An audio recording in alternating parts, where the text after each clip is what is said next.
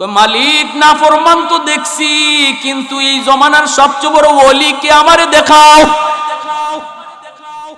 আল্লাহ বলে যেখানে সকালে দাঁড়াইছো এখানেই দাঁড়াও, দেখো ওই দিক থেকে একটা মানুষ আসতেছে, এই হলো জমানার সবচেয়ে বড় ওলি।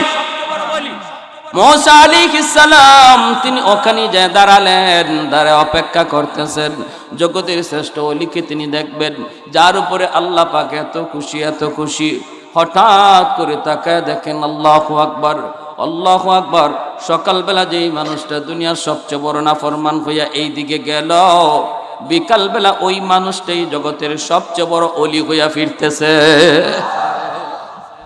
মুসা আলাইহিস সালাম কয়, মালিক বুঝি নাই, আল্লাহ আমি তোমার কুদরত বুঝি নাই গো, কেমন করে কি হলো আল্লাহ আমি কিছুই বুঝলাম না। আল্লাহ পাক তখন বলতেছে, বান্দা ও মুসা একটু খেয়াল করে শোনো, আমার বান্দা গুনার কথা ইয়াদ করে পাহাড়ের দিকে রওনা দিছি, নির্জন জায়গায় গেছে তওবার নিয়তে, শিশু বাচ্চা মাসুম বাচ্চাটার সাথে কইয়া রওনা দিছে, পাহাড়ের উপরে উঠতেছে, চোখের পানি ধরতেছে, বাচ্চাটা কোলে থেকে কয়, আব্বা তুমি কান্দো কেন? ও আব্বা তুমি এত উঁচা আমারে নিয়ে উঠছো পাহাড়ে, এত বড় পাহাড়, এর চেয়ে বড় কিছু আসেনি। বাবা কান্দের কো এর চেয়ে বড় হলো জমিন, বাবা গো এর চেয়ে বড় কিছু আসেনি, কো এর চেয়ে বড় পানি, এর চেয়েও বেশি কিছু আসেনি, এর চেয়েও বেশি হলো তোমার বাবার গুনাহ। সন্তান দেখতেছে বাবা এই কথা কয়া কাঁদতেছে, তখন বাচ্চায় কয়, আব্বা তোমার গুনাহ বুঝি এত বেশি? বাবা গো তোমার গুনার চেয়েও বড় কিছু আসেনি, বেশি কিছু আসেনি। তখন বাবা কান্দে আর কয়, বাবা রে তোমার বাবার গুনার চেয়েও বেশি হলো আমার আল্লাহর দয়া। এই কথা কয়ে কান্না শুরু করে দিয়েছে, আর বলতেছে, বাবা আমি কানবো, আল্লাহর কাছে তওবা করব। তুমি বাবার সাথে শুধু আমিন আমিন বলবা। আমার হাত গুনাহ, আমার হাতে গুনাহ, আমার জবানে গুনাহ, আমার চোখে গুনাহ, আমার দেহের ভিতরে গুনাহ, সর্ব জায়গায় আমার গুনাহ লেগে আছে, কিন্তু তোমার হাতটা নিষ্পাপ, তোমার জবানটা বড় নিষ্পাপ। বাবা তোমার কোনো গুনাহ নাই, আব্বার সাথে তুমি শুধু আমিন আমিন বলবা। এই বইলা পাহাড়ের উপরে ওইটা নির্জন জায়গায় এমন কান্না দিছে রে মুসা, কানতে কানতে বেহুশ হয়ে গেছে। আর অবুঝ বাচ্চাটা বাবার কান্না দেইখা সেও হাত উঠে টুট ভাঙ্গা ভাঙ্গা আমি আল্লাহর কাছে দোয়া কবুল করার সুপারিশ করে। তার অবুঝ বাচ্চাটা আমি আল্লাহর কাছে আমিন কইয়া সুপারিশ করে। আজও মক্কা মদিনার মানুষ তওবার নিয়তে আল্লাহর ঘরে যায় যখন ধরে, শিশু বাচ্চাটারও হাত দিয়ে ধরায়।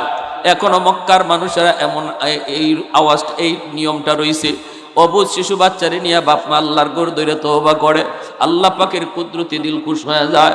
আমার ওই নিষ্পাপ মাসুম বাচ্চাটা অর্থ কোনো গুনাহ নাই, অর্থ কোনো গুনাহ নাই, সে যখন বাবার পক্ষ থেকে আমিন কইছে আর চোখের পানি ঝরাইছে, আমি আল্লাহ তার তওবার কৌশলটা এত পছন্দ করছি, আমার কুদরতি দিল নরম হয়ে গেছে, আমি তার উপরে খুশি হয়েছি। শুধু তা না, তারে জগতের শ্রেষ্ঠ ওলি বানায়া দিছি।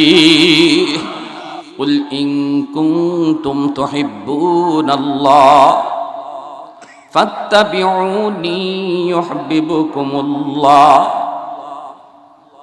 আল্লাহ পাক বলেন, বন্ধু আপনি বলে দিন, আপনি বলে দিন, ইন কুনতুম তুহিব্বুনাল্লাহ, তোমরা যারা আল্লাহকে পেতে চাও, তোমরা যারা আল্লাহকে ভালোবাসতে চাও, ফাত্তাবিউনি, আমি নবীর পথ ধরো। সুবহানাল্লাহ জোরে বলেন, কোন পথ ধরো? কার পথ ধরো?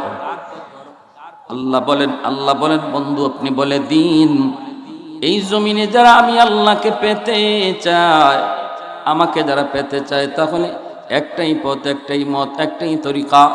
সেই পথ হলো তুমি রসুলের পথ।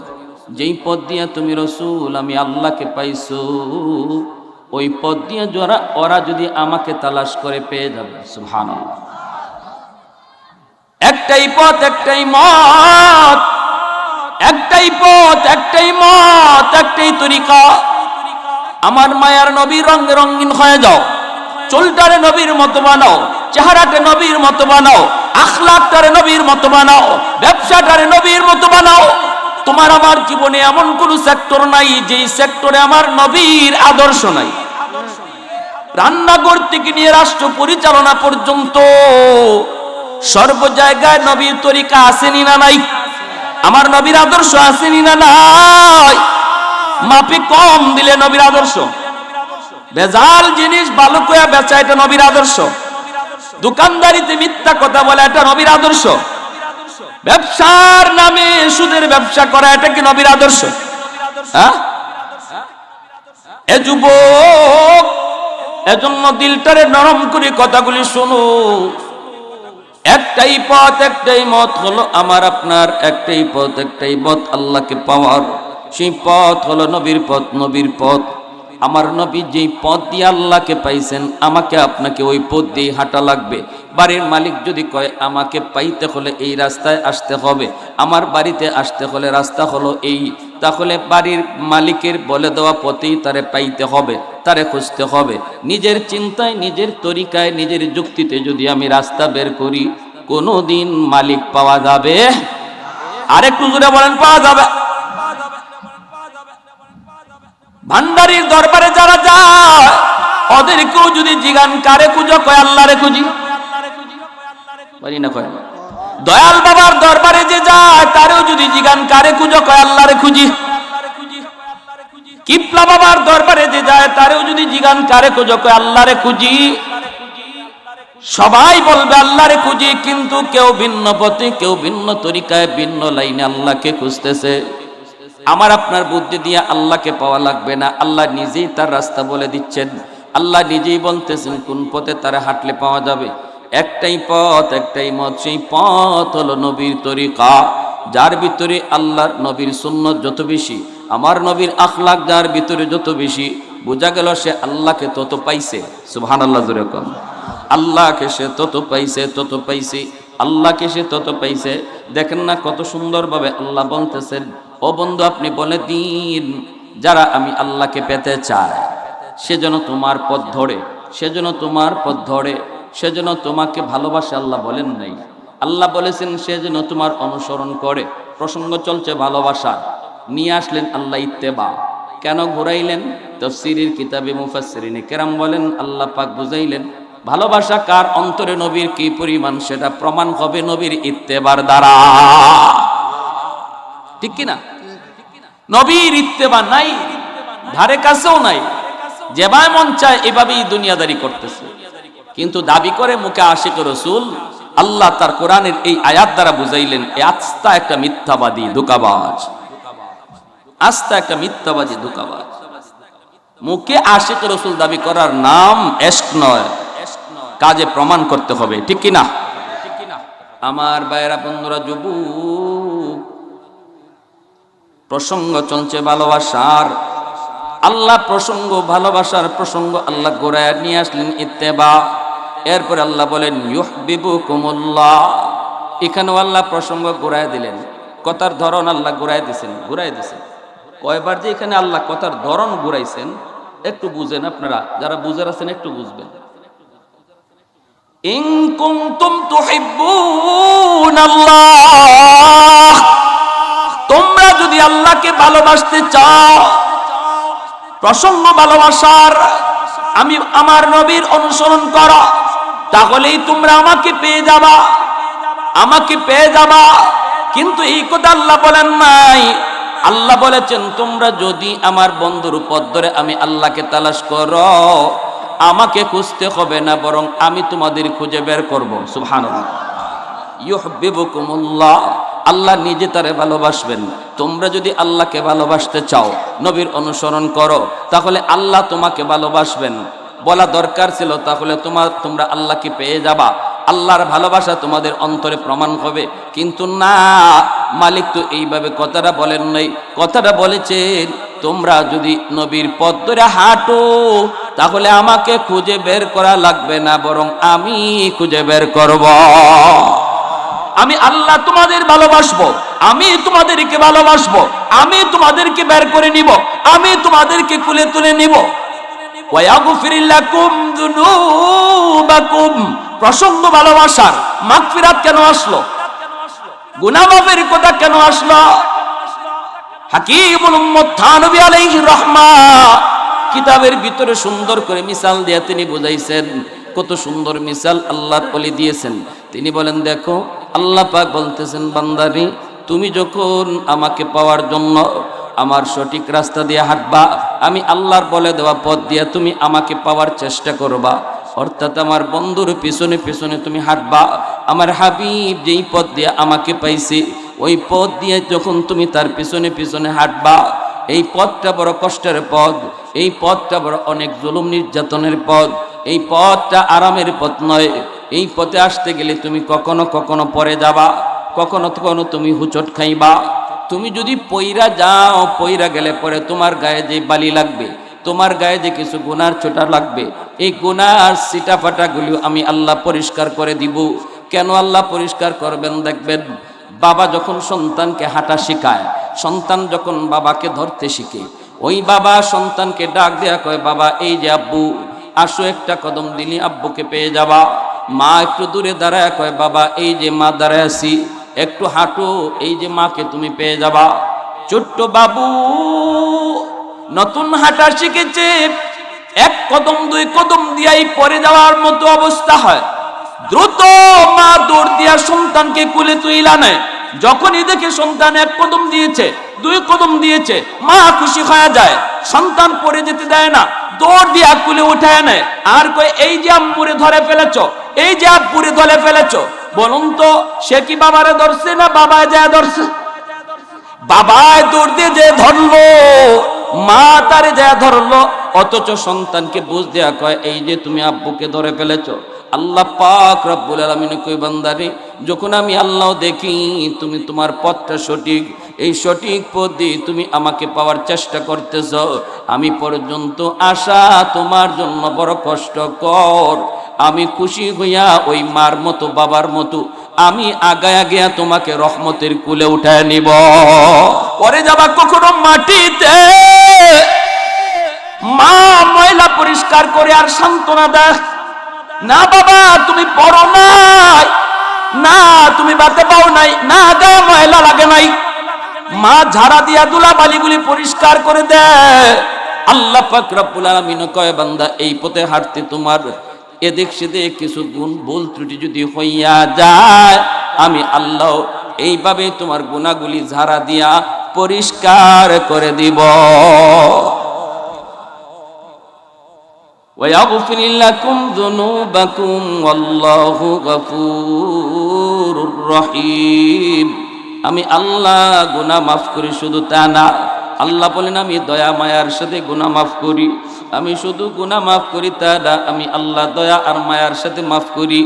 এরে যুবক, কেন এই কথাগুলি বলতেছি? এই বর্তমান পরিস্থিতিতে আমার আপনার করণীয় হলো আল্লাহকে খুশি করো। তাড়াতাড়ি করে চোখের পানি ধরে আল্লাহকে খুশি করো।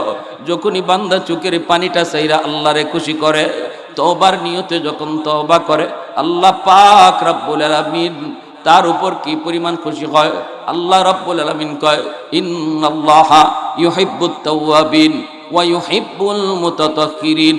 মুতাতাহহিরিনের কথা আল্লাহ পরে নিলেন, তাওয়াবিনের কথা আল্লাহ আগে আনলেন। মহব্বত আল্লাহ করেন তাওয়াবিনকে, এই কথা আগে আনছেন, এরপরে মুতাতাহহিরিনের কথা বলছেন। অর্থাৎ বান্দা যখন গুনাহ করে তওবা করে, আল্লাহ পাক তারে যে গুনাহ করে না তার চেয়ে বেশি ভালোবাসে। আরেকটু জোরে কন্যা সুবহানাল্লাহ। কি পরিমাণ, কি পরিমাণ! জিরো থেকে হিরো আল্লাহ বানায় দেয় মুহূর্তের ভিতরে আল্লাহ পাক রব্বুল আলামিন। দুনিয়ার মানুষকে খুশি করা কঠিন, কিন্তু আল্লাহকে খুশি করা খুব সহজ, ঠিক না? দুনিয়ার মানুষকে খুশি করা খুব কঠিন, আল্লাহকে খুশি করা খুব সহজ। এখানে বসেও যদি আমি আপনি কাটি দিলে শুধু একটু অনুতপ্ত হয়ে বলি, মালিক ও মালিক, বুঝি নাই, ভুল করে ফেলেছি গো আল্লাহ। এই কথাটা তোমার কেউ শুনলো না রে যুবক, এই কথাটা তুমি ইমাম সাহেবও শোনায় বলতে হবে না, এই কথার জন্য চেয়ারম্যানের কাছেও তোমার যাওয়া লাগবে না, এই কথাটার জন্য মেম্বারের কাছেও যাওয়া লাগবে না। মনে মনে দিলে তুমি শুধু এই কথাটা আল্লাহকে বলছো, মালিক যা করেছি ভুল করেছি আর করবো না, আল্লাহ ভুল করেছি আর করবো না। চোখের সামনে খেলার সাথে কবরে চলে গেল, চোখের সামনে লেখাপড়ার সাথে কবরে শুয়ে রইল, চোখের সামনে প্রিয় মানুষগুলি চোখের সামনে কবরে চলে গেল। মালিক, বয়স আমার মতো বয়সের লোক কবরে চলে গেল। জানি না আমি যুবক বৃদ্ধ বয়স হায়াতে পাই কি পাই না। আল্লাহ, কত যুবক যৌবনে ঘুমায় আর ঘুম থেকে উঠে না, কত যুবক বাপ মার কাছ থেকে বিদায় নিয়ে বের হয়, এরপরে আর বাপ মার কাছে ফিরে না। এই কথাটা মনে কইরে যেই যুবক চোখের পানিটা ছাড়ব অথবা আল্লাহর কাছে অনুতপ্ত হইব, আল্লাহ পাক 1 সেকেন্ডের ভিতরে তার দিলের হালত দেইখা গুনাহগারের নাম থেকে আল্লাহ কাইটা ওলির খাতায় আল্লাহ নাম উঠা দেয়। আত্তাইবু মিনাদ যামবি কামান লা যামবা লাহ। আল্লাহ নবী রহমতের নবী বলেন, তওবাকারীর তওবা আল্লাহ এমন ভাবে কবুল করে নেয়, আমলনামার ভিতরে আল্লাহ কোনো গুনার আলামত রাখেন না। কেন রাখেন না? যেন হাসরের মাঠে কেউ তারে শরম দিতে না পারে, লজ্জা দিতে না পারে। এ বেটা, তোর আমলনামার এই জায়গা খালি দেখা যায়, মনে হয় আল্লাহ তোরে দয়া করে মাফ করে দিয়েছে, এখানে হয়তো গুনাহ ছিল আল্লাহ মাফ করছে দয়া কইরা। এতটুকু শরম, এতটুকু লজ্জাও যেন হাসরের মাঠে তোমারে কেউ না দেয়। এজন্য মালিক দয়া কইরা খালি জায়গা আবার নেকি দিয়া ভরপুর করে দেয়।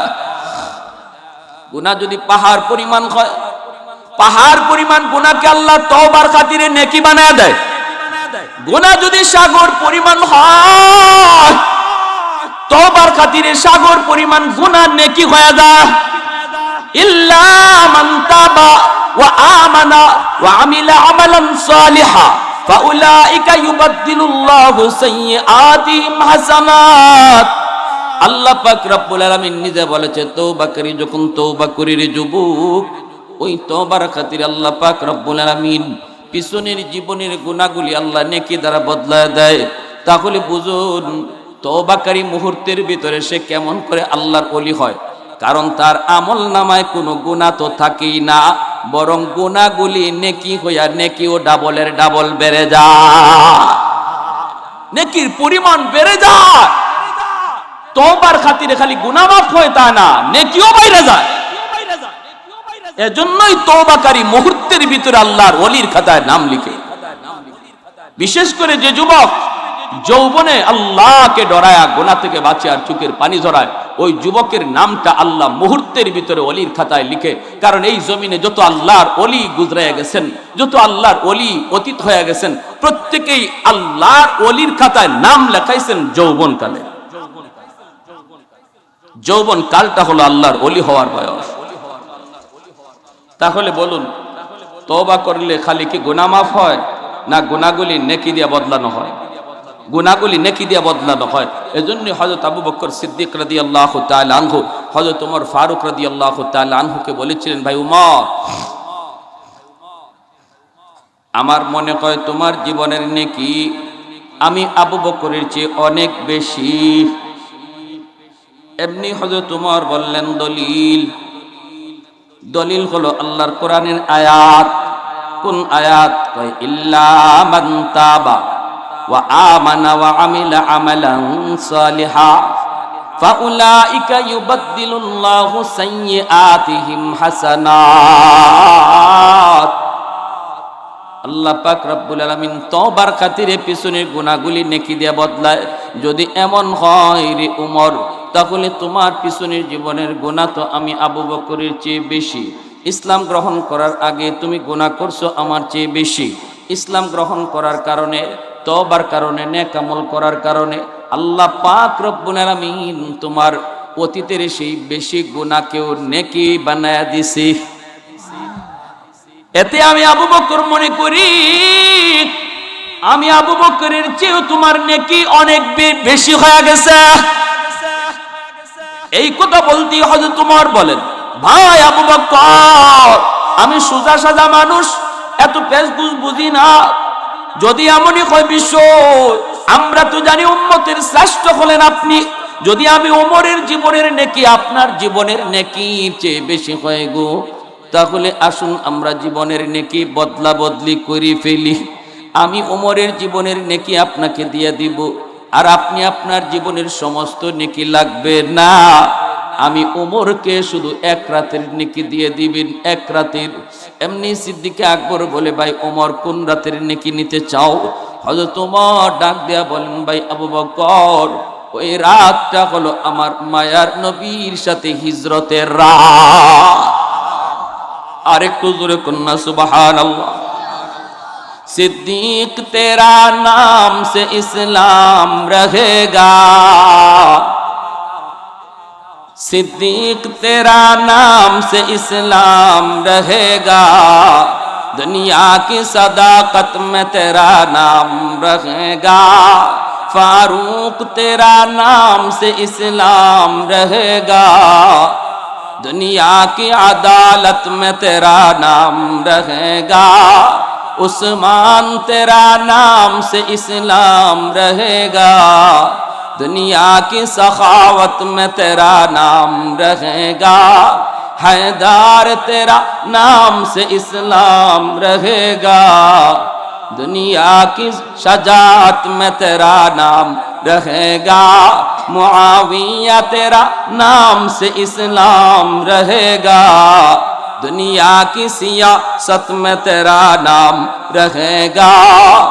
একটু জোরে সুরে বলি আল্লাহু আকবার। মুসলমানের আওয়াজে আল্লাহু আকবার। আবু বকর সিদ্দিক বলে, কোন রাত?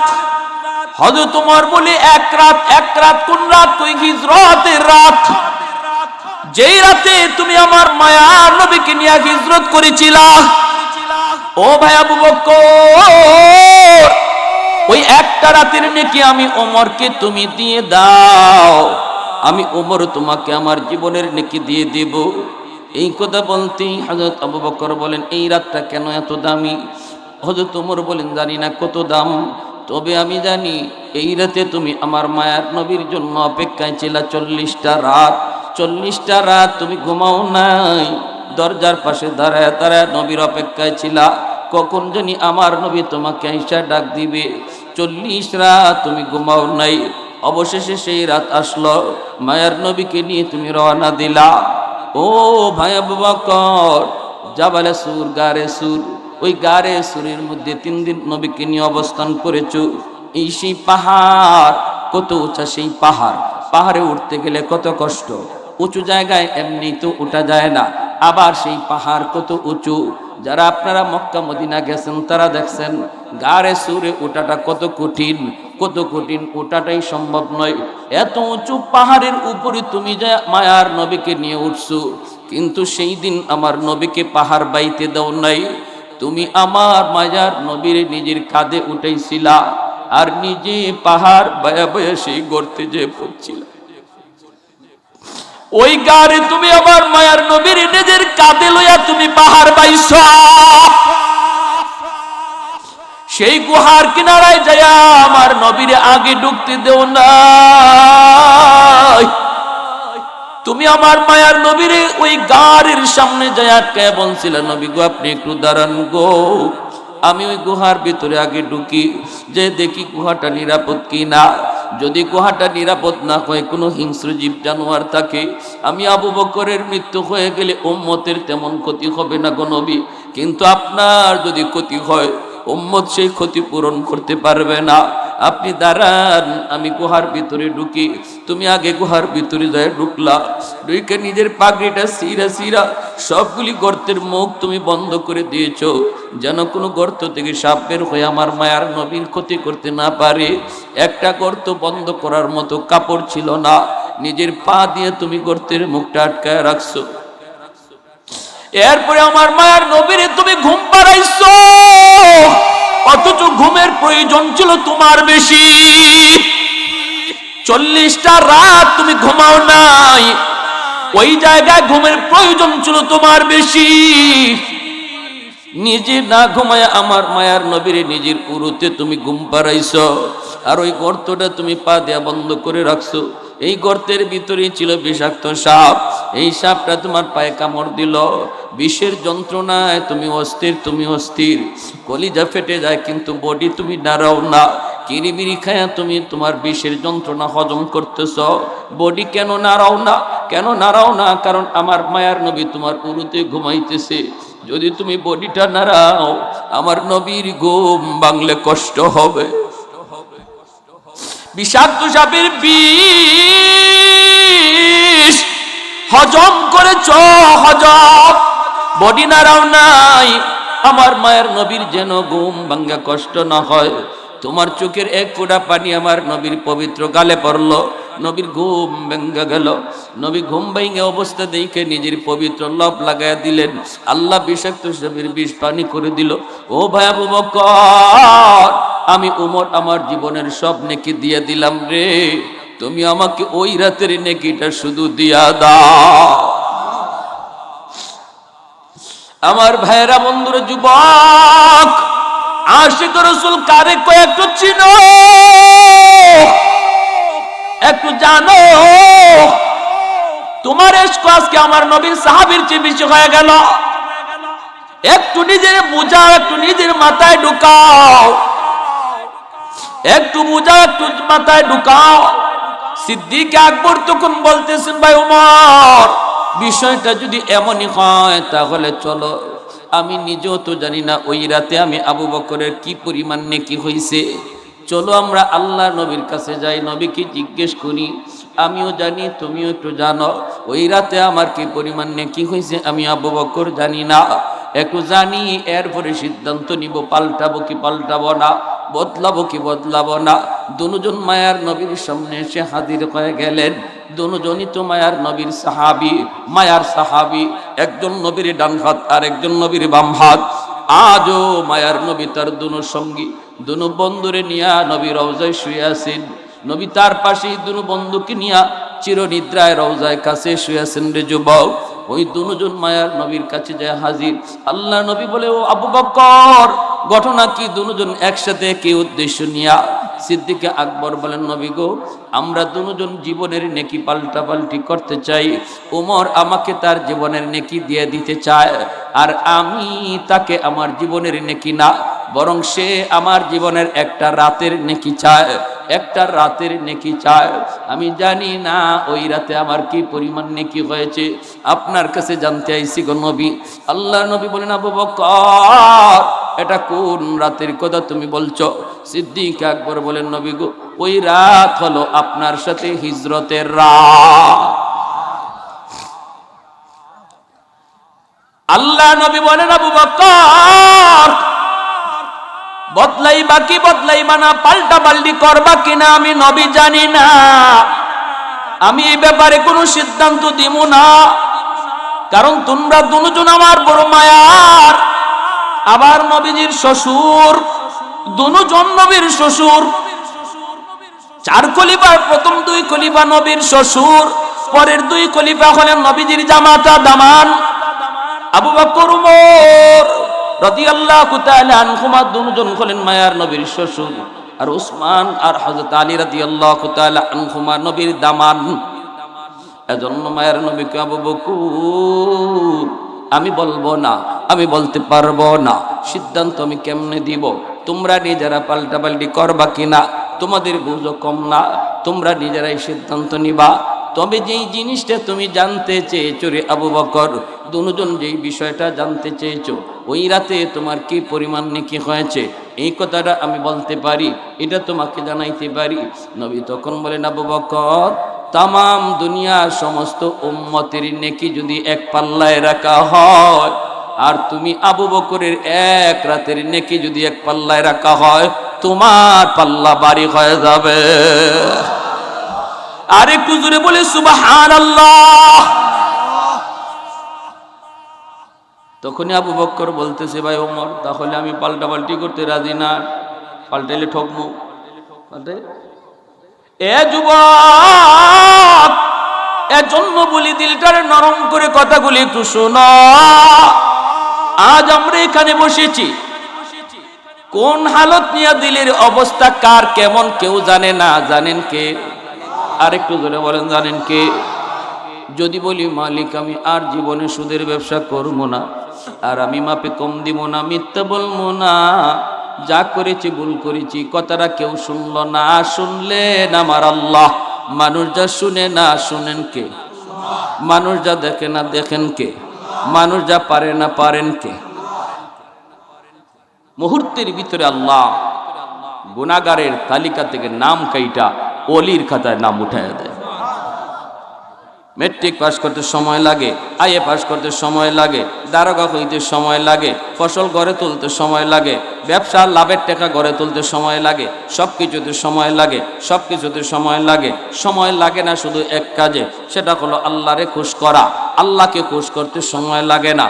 দিলে দিলে দিলে দিলে যদি আমি অনুতপ্ত হই আর যদি আল্লাহর কাছে কান্দি, আল্লাহ মুহূর্তের ভিতরে খুশি। মুসা আলাইহিস সালাম কয়, আল্লাহ এই জমানার সবচেয়ে বড় গুনাহগারকে একটু দেখাইবানি, দেখতে বড় মন চায়। আল্লাহ বললেন, যাও 3 রাস্তার মোড়ে যায় দাঁড়াও, যায় দেখবা একটা মানুষ বাচ্চা কোলে নিয়ে পাহাড়ের দিকে যাইতেছে। এই হলো এই জমানার সবচেয়ে বড় নাফরমান, সবচেয়ে বড় গুনাহগার। এর চেয়ে বড় গুনাহগার এই জমিনে আর কেউ নাই। মুসা আলাইহিস সালাম তিনি গেলেন, তিনি দেখলেন মুসা আলাইহিস সালামকে কালিমুল্লাহ বলা হয় কেন? কারণ তিনি হাজার হাজার বার আল্লাহর সাথে কথা বলছেন, আল্লাহর সাথে কথা বলছেন। মুসা আলাইহিস সালাম মাঝে মাঝে আল্লাহরে এমন কিছু প্রশ্ন করতেন, এমন কিছু প্রশ্ন করতেন জানার জন্য। একদিন কইতেছে, আল্লাহ আমি যদি খুদা হইতাম, তুমি যদি বন্দা হইতা। হইছে না একটা কথা? এটা কথা হইছে? আল্লাহ আমি যদি খুদা হইতাম, তুমি যদি বন্দা হইতা, আমার কাছে কি চাইতা?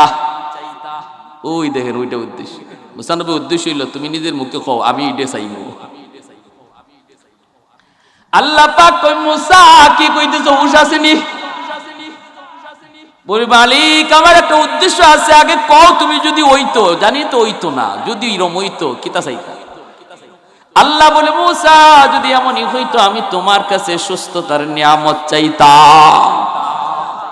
মুসা নবী তখন চোখের পানি ছেড়ে কই, মালিক তাহলে আমার বুঝতে বাকি নাই, তোমার দেওয়া নিয়ামতের ভিতরে সবচেয়ে বড় নিয়ামত হলো সুস্থতার নিয়ামত। আল্লাহ আমিও তোমার কাছে সুস্থতার নিয়ামত চাই। সুস্থ থাকলে তো আমি তোমার কদমে সেজদা দিব, সুস্থ থাকলে তো আমি জিকির করব, সুস্থ থাকলে তো আমি তোমার গুণগান গাইব। এজন্য সুস্থতা আল্লাহর এত বড় নিয়ামত। এজন্য মুসা আলাইহিস সালাম তিনিও কইতেছে, আল্লাহ বর্তমান জমানার সবচেয়ে বড় নাফরমান কে, তারে দেখাইবানি। আল্লাহ কই, যাও 3 রাস্তার মোড়ে দাঁড়াও। তিনি যায় দাঁড়াইছেন। দেখেন লোকটা যাইতেছে পাহাড়ের দিকে। অসুবিধা হইতেছে আপনাদের? চলবে, কিছু কথা চলবে, মনোযোগ সবার আছে ইনশাল্লাহ। একটু জিকির করি, লা ইলাহা ইল্লাল্লাহ, জোরে লা ইলাহা ইল্লাল্লাহ।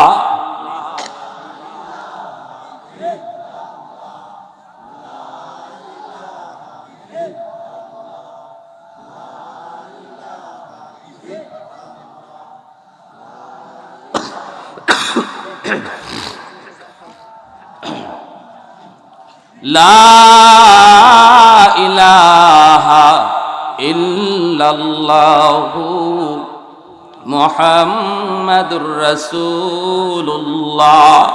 জোরে বলি সাল্লাল্লাহু আলাইহি ওয়াসাল্লাম। মুসা আলাইহিস সালাম তারা দেখলেন, দেখে চলে আসছেন। খালি চেহারা দেখলেন আর কি, আর মনে মনে ভাবলেন, হায় রে নাফরমান রে, তুই জীবনে কত গুনাহগানি করছো তা আল্লাহ জানে, তুই জমিনের সবচেয়ে বড় নাফরমান। এই তার চেহারাটা দেখে চলে আসলাম। বিকালবেলা আল্লাহর কাছে আরেক প্রশ্ন, মালিক নাফরমান তো দেখছি, কিন্তু এই জমানার সবচেয়ে বড় ওলিকে আমারে দেখাও।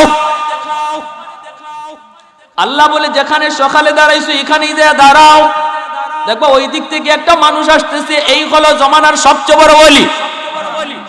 মুসা আলাইহিস সালাম তিনি ওখানে যায় দাঁড়ালেন, দাঁড়ায় অপেক্ষা করতেছেন জগতের শ্রেষ্ঠ ওলিকে তিনি দেখবেন, যার উপরে আল্লাহ পাক এত খুশি, এত খুশি। হঠাৎ করে তাকায় দেখেন, আল্লাহু আকবার, আল্লাহু আকবার। সকালবেলা যেই মানুষটা দুনিয়ার সবচেয়ে বড় নাফরমান হইয়া এই দিকে গেল, বিকালবেলা ওই মানুষটাই জগতের সবচেয়ে বড় ওলি হইয়া ফিরতেছে। মুসা আলাইহিস সালাম কয়, মালিক বুঝি নাই, আল্লাহ আমি তোমার কুদরত বুঝি নাই গো, কেমন করে কি হলো আল্লাহ আমি কিছুই বুঝলাম না। আল্লাহ পাক তখন বলতেছে বান্দা ও মুসা একটু খেয়াল করে শোনো, আমার বান্দা গুনার কথা ইয়াদ করে পাহাড়ের দিকে রওনা দিছি, নির্জন জায়গায় গেছে তওবার নিয়তে, শিশু বাচ্চা মাসুম বাচ্চাটার সাথে কইয়া রওনা দিছে, পাহাড়ের উপরে উঠতেছে, চোখের পানি ধরতেছে, বাচ্চাটা কোলে থেকে কয় আব্বা তুমি কান্দো কেন? ও আব্বা তুমি এত উঁচা আমারে নিয়ে উঠছো পাহাড়ে, এত বড় পাহাড়, এর চেয়ে বড় কিছু আসেনি। বাবা কান্দের কো এর চেয়ে বড় হলো জমিন, বাবা গো এর চেয়ে বড় কিছু আসেনি, কো এর চেয়ে বড় পানি, এর চেয়েও বেশি কিছু আসেনি, এর চেয়েও বেশি হলো তোমার বাবার গুনাহ। সন্তান দেখতেছে বাবা এই কথা কয়া কাঁদতেছে, তখন বাচ্চা কয় আব্বা তোমার গুনাহ বুঝি এত বেশি? বাবা গো তোমার গুনার চেয়ে বড় কিছু আসেনি, বেশি কিছু আসেনি। তখন বাবা কান্দে আর কয় বাবা রে তোমার বাবার গুনার চেয়েও বেশি হলো আমার আল্লাহর দয়া। এই কথা কয়ে কান্না শুরু করে দিয়েছে আর বলতেছে বাবা আমি কানবো, আল্লাহর কাছে তওবা করব। তুমি বাবার সাথে শুধু আমিন আমিন বলবা। আমার হাত গুনাহ, আমার হাতে গুনাহ, আমার জবানে গুনাহ, আমার চোখে গুনাহ, আমার দেহের ভিতরে গুনাহ, সর্ব জায়গায় আমার গুনাহ লেগে আছে, কিন্তু তোমার হাতটা নিষ্পাপ, তোমার জবানটা বড় নিষ্পাপ। বাবা তোমার কোনো গুনাহ নাই, আব্বার সাথে তুমি শুধু আমিন আমিন বলবা। এই বইলা পাহাড়ের উপরে ওইটা নির্জন জায়গায় এমন কান্না দিছে রে মুসা, কানতে কানতে বেহুশ হয়ে গেছে। আর অবুঝ বাচ্চাটা বাবার কান্না দেইখা সেও হাত উঠে টুট ভাঙ্গা ভাঙ্গা আমি আল্লাহর কাছে দোয়া কবুল করার সুপারিশ করে। তার অবুঝ বাচ্চাটা আমি আল্লাহর কাছে আমিন কইয়া সুপারিশ করে। আজও মক্কা মদিনার মানুষ তওবার নিয়তে আল্লাহর ঘরে যায় যখন ধরে শিশু বাচ্চাটারও হাত দিয়ে ধরায়। এখনো মক্কার মানুষেরা এমন এই আওয়াজ এই নিয়মটা রয়েছে, অবুঝ শিশু বাচ্চারে নিয়ে বাপ মা আল্লাহর ঘর ধরে তওবা করে, আল্লাহ পাকের কুদরতি দিল খুশ হয়ে যায়। আমার ওই নিষ্পাপ মাসুম বাচ্চাটা অর্থ কোনো গুনাহ নাই, অর্থ কোনো গুনাহ নাই, সে যখন বাবার পক্ষ থেকে আমিন কইছে আর চোখের পানি ঝরাইছে, আমি আল্লাহ তার তওবার কৌশলটা এত পছন্দ করছি, আমার কুদরতি দিল নরম হয়ে গেছে, আমি তার উপরে খুশি হয়েছি। শুধু তা না, তারে জগতের শ্রেষ্ঠ ওলি বানায়া দিছি। আহাদুল লাইসা কামিসলি সামাদুল লাইসা কাফাদলি লিমানিল মুলকু তুগু ইতু সাজাওয়ার খুদাই তো খুদাওয়ান্দে আমি নি তো খুদাওয়ান্দে ইয়াসারি তো খুদাওয়ান্দে জামি নি তো খুদাওয়ান্দে সামাই তো রহিমি তো করিমি তো সামিঈ তো বসিরি তো মুইজ্জি তো মুদিল্লি তো মালিকিল আরশি বজাই বরি আজ খুরদন ও খুফতন বরি আজ তোহমত মর্দন বরি আজ বেমউমি দি বরি আজ রঞ্জ বালাই। আল্লাহু আকবার। এজন্য বলি যুবক মনে রাখবা, শিশু বাচ্চার কারণে আল্লাহ তোমারে আমারে খাওয়ায়। তোমার মতো যুবকের কলিজে আল্লাহর ভয়, এজন্য তোমারে আপনারে আল্লাহ পাক আমারে বাঁচায়, তোমারে খাওয়ায়, আমারে খাওয়ায়। নতুবা জমিন প্রতিনিয়ত আল্লাহর কাছে আবদার করে, আলা কুল্লা ইয়াউমিন ওয়াল আরদা ইস্তাজিলু রাব্বাহু ওয়াল বাহরা ইস্তাজিলু রাব্বাহু ওয়াল মালাইকাতু ইস্তাজিলু রাব্বাহু। হাদিসে কুদসি আল্লাহ বলেন, জমিন প্রতিনিয়ত আল্লাহর কাছে আবদার করে, মালিক অনুমতি দাও, আবতালিউ ইবনা আদম ফি কারি, জালেমগুলিরে আমি গিলে ফেলি, ও মালিক জালেমগুলির আমি গিলে ফেলি, গুনাহগারগুলিরে গিলে ফেলি। তুরস্কের জমিন 5 তলা 6 তলা বিল্ডিং গিলে ফেলেছে, 50,000-এর উপরে মানুষ সিরিয়া তুরস্কে এখন জমিন গিলে ফেলেছে। আল্লাহ বলেন প্রতিনিয়ত জমিন এইভাবে আবদার করে গিলে ফেলার জন্য। আল্লাহ জিজ্ঞেস করে কেন কেন কি জন্য? জমিন তখন কইলে আন্নাহুম ইয়ারযুকু বিরিজকিকা ওয়া ইয়াসিকা ওয়া ইয়াতাকাল্লামু বিলিসানিকা ওয়া ইয়াসিকা। আল্লাহ এরা তোমার দেওয়া রিজিক খায় অথচ তোমার নাফরমানি করে, এরা তোমার দেওয়া জবাব দিয়ে তোমার নাফরমানি করে। আসবিরু ইলা মাতা আসবিরু, আমি জমিন আর কত ধৈর্য ধরবো, আমি জমিন আর কত গুনাহ দেখব, আমি জমিন আর কত ধৈর্য ধরবো। আল্লাহ তুমি অনুমতি দাও। এমনি ভাবে সাগর মহাসাগর আল্লাহর কাছে আবদার করে। বঙ্গোপসাগরের পার কত গুনার আয়োজন, সাগর সাক্ষী হয়ে আছে। এই সাগরের পানি আল্লাহর কাছে আবদার করে, মালিক একটু ডরায় না নাফরমান আমার পরে আইসা তোমার সাথে নাফরমানি করে, আল্লাহ অনুমতি দাও পানি দিয়া নাপাক জমিন পাক বানায় দেই। রব্বুল আলামিন তখন ডাক দিয়ে কই, রে জমিন থাম থাম, আমার বান্দার ভিতরে নাক গলাবি না। আমি আল্লাহ দেখি এই জমিনে কেমন অন্যায় হয়, আমি আল্লাহ দেখি এই জমিনে কেমন অত্যাচার হয়, আমি আল্লাহ দেখি এই জমিনে কেমন জুলুম হয়, কেমন অত্যাচার হয়, আমার নবীর নায়েবে রাসূল উলামায়ে কেরামের সাথে কেমন অন্যায় অত্যাচার হয়। এরপরও আমি কেন ধরি না জানুনি? কারণ এই মানুষকে আমি আল্লাহ বড় আদর করে বানাইছি। আসমান আল্লাহ বানাইছেন কুন ফায়াকুন বইলা, জমিন আল্লাহ বানাইছেন কুন ফায়াকুন বইলা, ফেরেশতা আল্লাহ বানাইছেন কুন ফায়াকুন বইলা, কিন্তু আমারে আপনারে আল্লাহ পাক কুন ফায়াকুন বইলা বানায় নাই। খালাকতু বিয়াদাইয়া, আল্লাহ বলেন আমি আমার নিজের হাত দিয়া বান্দা বান্দিরে বানাইছি। কারণ এই চেহারার মধ্যে এত দামি কপাল, এই কপাল দিয়া বান্দা আমার কুদরতি কদমে সেজদা দিবি। এই কপাল ফেরেশতাদের হাতে বালাইলে হয় না, এই কপাল কুন ফায়াকুন বললে হয় না, আমি আল্লাহ নিজের হাতে বানাইছি। এই জমিনে এখনো 4টা শ্রেণী আছে, লাউলা মাশাইখু রুকা ওয়াশ শাবাবু খুশা ওয়াল আতফালু রুদ্দা ওয়াল আনআমু রুদ্দা। আল্লাহ বলেন এখনো জমিনের মধ্যে আমার এমন কিছু বান্দাবান্দি রয়েছে, বৃদ্ধ বান্দাবান্দি, চুল দাড়ি তার পাকা হয়ে গেছে, কোমরে তার ব্যথা, হাঁটুতে তার ব্যথা, সেজদা দিতে তার কষ্ট হয়, এরপরও কষ্ট করে করে আমি আল্লাহর সেজদা দেয়। আমার ওই বান্দা বান্দির সেজদার দিকে তাকাইলে গুনাহগার জমিনের প্রতি আমি আল্লাহর মায়া লেগে যায়। এখনো জমিনের মধ্যে এমন কিছু যুবক রয়েছে, হাই স্কুলে গেলেও নামাজি যুবক মেলে, র্যাবে গেলেও নামাজি যুবক মেলে, পুলিশে গেলেও এমন 2-1 মিলে। আল্লাহ বলেন সর্ব জায়গায় এমন কিছু যুবক যৌবনের পাগলামি করে না, যৌবনে সে গানের আয়োজন করে না, যাত্রার প্যান্ডেল করে না, যৌবনে তার কোরআনের মাহফিল করতে দেখা যায়, যৌবনে তার মুখে দাঁড়িয়ে পাওয়া যায়, যৌবনে তারে মসজিদে দেখা যায়, যৌবনে রমজান মাসে রোজা রাখতে তারে দেখা যায়, যৌবনে বাপ মার সেবা করতে দেখা যায়, অথচ তার যৌবনের চাহিদা ছিল গুনাহ করা, চুরি করা, জিনা করা। আমার যেই যুবক বান্দাগুলি কলিজার ভিতরে আমি আল্লাহর ভয় নিয়া গুনাহ থেকে নিজেরে বাঁচায়, তার কলিজার দিকে তাকাইলেও জমিনের প্রতি আমি আল্লাহর মায়া লেগে যায়। ওয়াল আনআমু রুত্তা, হাইওয়ানাতগুলির উপরে কোনো গুনাহ নাই, হাইওয়ানগুলির উপরে শরীয়তের কোনো বিধিবিধান নাই, গরু ছাগলের উপরে নামাজ নাই, রোজা নাই।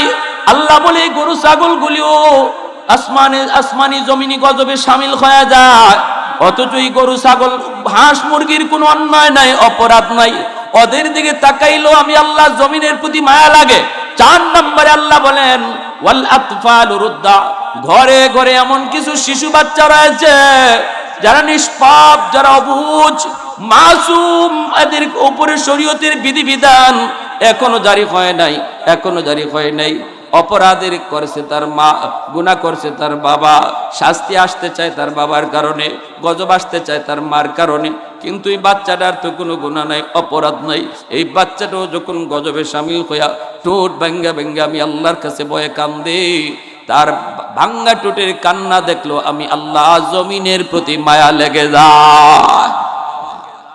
যদি এই 4 শ্রেণী না থাকতো লাজালতুস সামাআ হাদিদা, আল্লাহ বলেন আসমানকে লোহা বানায় দিতাম, ওয়াল আরদা খাফসাফা ওয়াত তুরাবা রামাদা, জমিন তামা বানায় দিতাম, ওমা আনজালতু মিনাস সামাই কাতরা, এক ফোঁটা রহমতের বৃষ্টি আমি জমিনে দিতাম না, ওমা আমবাততু মিনাল আরদি নাবাতা, একটা শস্যের দানাও আমি উঠতে দিতাম না, বাল আনজালতু আলাইকুমুল আযাবা সাব্বা, পরপর খালি আযাব আর গজব নাজিল হইতো। এরপর হয় না কেন? কারণ এই 4টা শ্রেণী এখনো আছে। ওই যুবক, যেই যুবকের কলিজায় আল্লাহর ভয়, ওই বৃদ্ধ মানুষ বৃদ্ধ অবস্থায় যে আল্লাহর সেজদা করে, কখন করবে? যুবকের কলিজায় ভয় কখন আসবে? যখন উলামায়ে কেরামের মেহনত চলবে, যখন সমাজে ওয়াজ মাহফিলের আয়োজন হবে, যখন মাদ্রাসার তালিম প্রচার হবে, যখন উলামায়ে কেরামের ইজ্জত থাকবে, উলামায়ে কেরামের হরকত যত বেশি হবে, মানুষের দিলে আল্লাহর ভয় তত বাড়বে। আওয়াজ দিয়ে বলেন ঠিক কিনা? প্যারে হাজিরিন, এজন্য উলামায়ে কেরামকে মহব্বত করো, মাদ্রাসাকে কদর করো, সমাজে উলামায়ে কেরামের সাথে মিলেমিশে থাকো। আলাইকুম বিমুজালাসাতিল উলামা, আল্লাহর নবী বলেছেন শেষ জামানায় আমার উম্মতের উলামায়ে কেরামের সাথে যারা মহব্বত রেখে চলবো, আল্লাহ তার দৌলতে ঈমান কুদরতি ভাবে হেফাজত করবে।